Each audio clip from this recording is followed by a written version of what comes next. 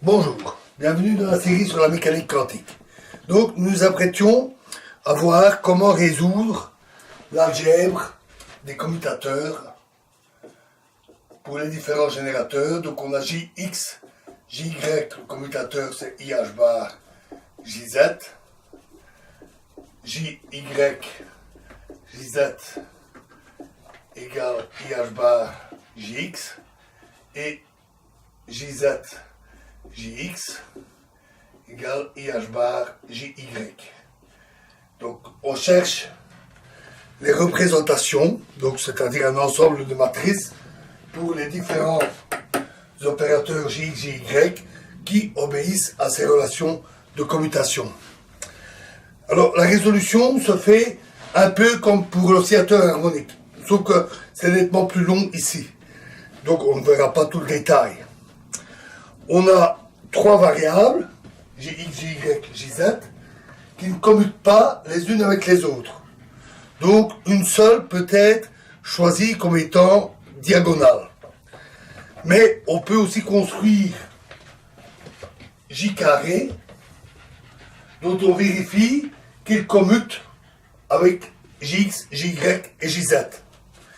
Donc, on peut choisir une représentation pour avoir plus facile, où J carré est diagonale, et un des trois opérateurs, en général, on choisit JZ. Et donc, on va ainsi construire les représentations pour J carré et JZ diagonales. Alors, comme dans le cas d'oscillateur harmonique, on a vu qu'il était préférable de définir les variables P plus ou moins IM oméga C X, qui sont des opérateurs de création et de destruction. Et on obtient l'équivalent ici en définissant J plus égale JX moins I plus I JY et J moins égale JX moins I JY. On calcule les nouveaux commutateurs. Ainsi, on a JZ, J plus égale H bar J plus. On calcule ça facilement avec les commutateurs précédents. JZ, J moins égale moins H bar J moins. Et J moins J plus est égal, J plus J moins, peu importe, qu'une question de signe, de H bar JZ. On a deux matrices, J carré et JZ, qui sont diagonales. Donc on va les indicer par des nombres, et on note ces nombres, J, qui va indicer les matrices de J carré, et M pour indicer les matrices diagonales JZ.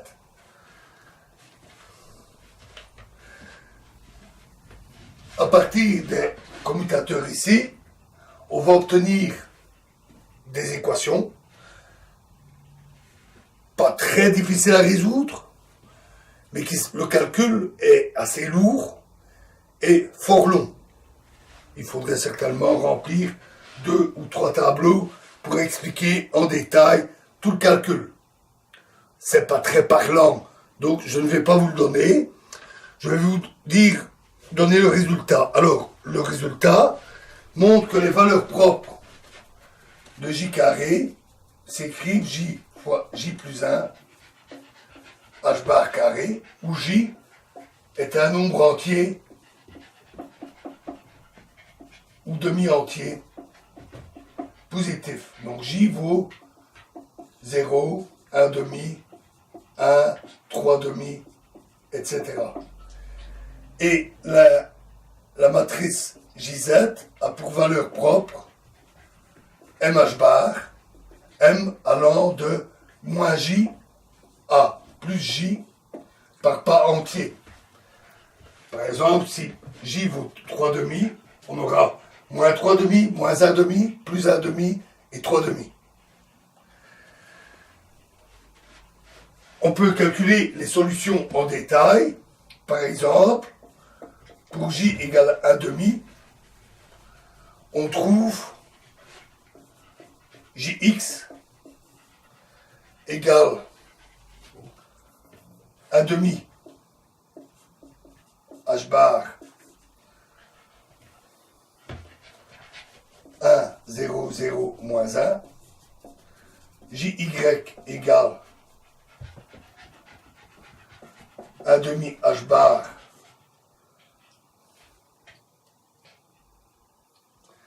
0 moins i 0, jz égale 1 demi h bar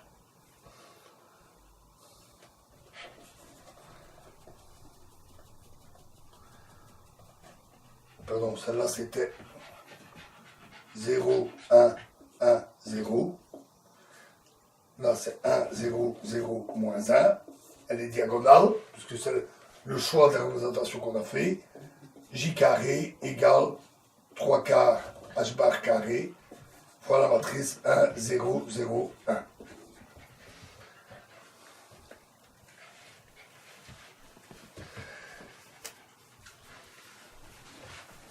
Voilà un exemple. Alors, pour J égale 1, on obtient des matrices 3 lignes, 3 colonnes. Pour J égale 3 demi, on obtient des matrices 4 lignes, 4 colonnes, etc., etc., etc. Bon, du temps de les écrire ici en détail. Voilà donc comment on résout les équations. Et on voit qu'on retrouve pour 1 demi, donc ce qu'on appelle le spin 1 demi, des matrices 2, 2, comme nous en avions vu, lorsque nous avons étudié le comportement sous les rotations. Pour j égale 1, on retrouve les matrices 3, 3 de la solution précédente, c'est le spin 1, etc., etc., etc. Alors prenons une particule libre. Particule libre qui se déplace dans un certain potentiel qui dépend de la position. Dans ce cas-là, en général, le moment angulaire orbital L n'est pas nécessairement bien défini, parce que la particule est déviée sous l'action du potentiel, et donc il n'a pas toujours un moment angulaire constant. Par contre, il est fréquent que S carré, le spin, qui ne dépend pas de R et de P, il est fréquent que dans le cas d'une particule libre, S carré soit un opérateur bien défini, une symétrie, et cela conduit à un nombre S fois S plus 1 H bar carré, un ensemble de valeurs propres bien définies. Alors, là, on tombe sur une particularité de la nature. Parce que on pourrait très bien avoir des particules, comme les électrons, qui pourraient avoir n'importe quelle valeur de S et les valeurs de M correspondantes. Or, il se fait que ce n'est pas le cas. Pour les particules, on a toujours un cas qui est bien défini.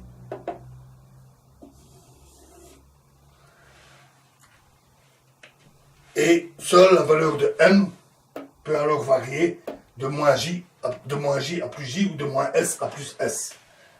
Donc on a ici le nombre de spins et les orientations peuvent varier de moins S à plus S. S étant une valeur qui est égale à un nombre demi-entier, comme pour ici. Donc ça, c'est ce qu'on constate dans la nature. Dans la nature, les particules ont toujours un spin bien déterminé qui est propre à leur nature. La raison pour laquelle il en est ainsi, nous l'ignorons. Tout ce que nous constatons, c'est que les particules ont des spins bien définis. Par l'expérience, on trouve ainsi que les électrons, protons, neutrons, les particules de la matière habituelle, ont un spin égal à 1,5. On trouve aussi que les photons ont un spin égal à 1. Ce sont des particules vectorielles. Et on trouve que les mesons pi, par exemple, ont un spin égal à 0. Alors, revenons-en un petit peu à nos groupes. Alors, on l'a vu quand on a étudié le comportement sous les rotations, on peut le retrouver ici. Lorsqu'on effectue une rotation de 2π, l'opérateur UR de phi va donner moins psi pour une rotation de 2π. Il y a un changement de signe. Nous avions vu cela avec le spin 1,5. Nous avions écrit explicitement les matrices UR dans le cas du spin 1,5, avec l'expression que nous avons donnée pour UR dans la vidéo précédente et les matrices ici, on peut retrouver les matrices de rotation pour le spin 1,5 que nous avions vu précédemment. Et donc, pour une rotation de 2π, on a un changement de signe. Si on veut retrouver la fonction d'onde exactement comme elle est, il faut 2 rotations complètes, donc 720 degrés. Ce n'est que sous des rotations de 720 degrés que l'on a une identité. Donc, on peut imaginer étendre le groupe des rotations. Au lieu de prendre des rotations de 360 degrés, on prend des rotations de 720 degrés. Alors, rappelez-vous la représentation avec une sphère. Au lieu d'avoir une sphère de rayon pi, 180 degrés, on a une sphère de rayon 2π. Avec toutes les rotations jusqu'à 2 tours complets contenus dans la sphère. Et en fait, 720 degrés correspond à un point de la sphère. Contrairement au cas précédent où 2 points opposés étaient une rotation identique, moins 180 plus 180, ici, 360 degrés correspond à toute la surface de la sphère. C'est une seule et même rotation. Du fait que, contrairement au cas précédent, toute la surface est une seule rotation, alors, même des trajectoires qui arrivent à la surface, on peut toujours rapprocher les points, et il s'avère, par un petit raisonnement comme nous avions fait, que le groupe est simplement connexe. C'est le groupe simplement connexe, le plus petit, qui obéit à la même algèbre pour les générateurs infinitésimaux. On l'appelle le groupe unitaire. Alors, un tel groupe qui soit simplement connexe, qui obéisse à la même algèbre, le plus petit groupe possible, est appelé groupe de recouvrement. Donc il est plus gros que le groupe de rotation, puisque le groupe de rotation, c'est des rotations de 360 degrés. Ici, on va jusqu'à faire 2 tours complets.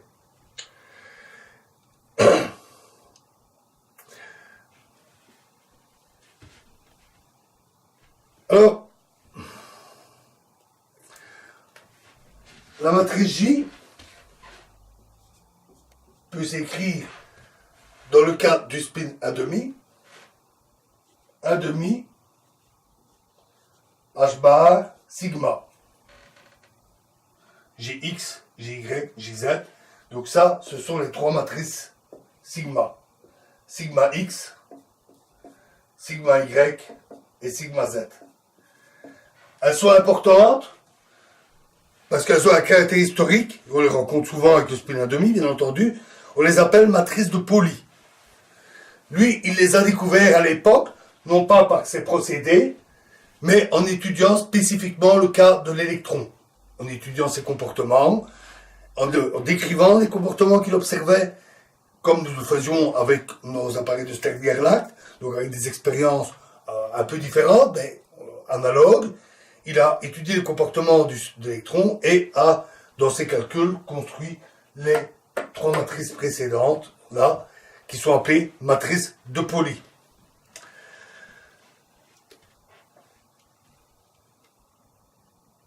On remarque que ces matrices sont hermétiques. Donc ça représente des observables qui peuvent être mesurés. Et donc, la matrice UR, qui est une exponentielle de ça, est une matrice unitaire.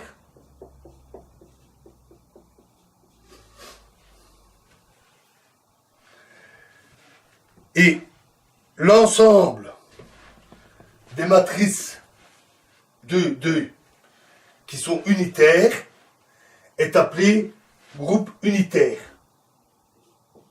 U2. Alors bien sûr, il y a le groupe unitaire U3, U4, etc., etc. En fait, si on regarde bien, ce ne sont pas seulement les matrices unitaires, mais la trace de cette matrice est toujours 0. 0 plus 0, 0 plus 0, 1 plus moins 1. La trace de ces matrices est toujours unitaire.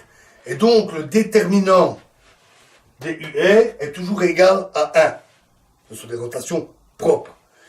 Et si on prend toutes les matrices unitaires de 2 fois 2, de lignes de colonne, avec un déterminant égal à 1, on l'appelle groupe unitaire spécial SU2. Et ce groupe est le groupe de recouvrement ici, dans le cas d'un spin à demi. Dans le cas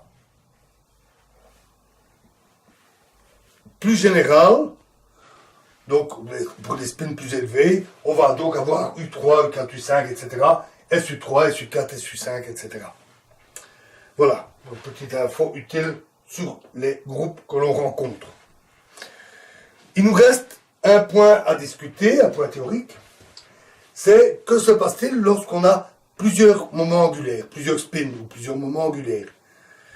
Un exemple, c'est l'atome d'hydrogène. On a un proton qui a un certain spin, un électron qui a un certain moment angulaire de rotation, mais aussi son propre spin. Comment ça se combine tout ça? Si je regarde l'atome d'hydrogène de loin, quel sera son moment angulaire? Ou pour d'autres cas, par exemple, un noyau composé d'un proton et d'un neutron, dans le deutérium. Comment les spins du proton et du neutron se combinent-ils? Donc, comment combine-t-on les moments angulaires dans le cas quantique? Ça, c'est ce que nous verrons dans la prochaine vidéo. Je vous remercie.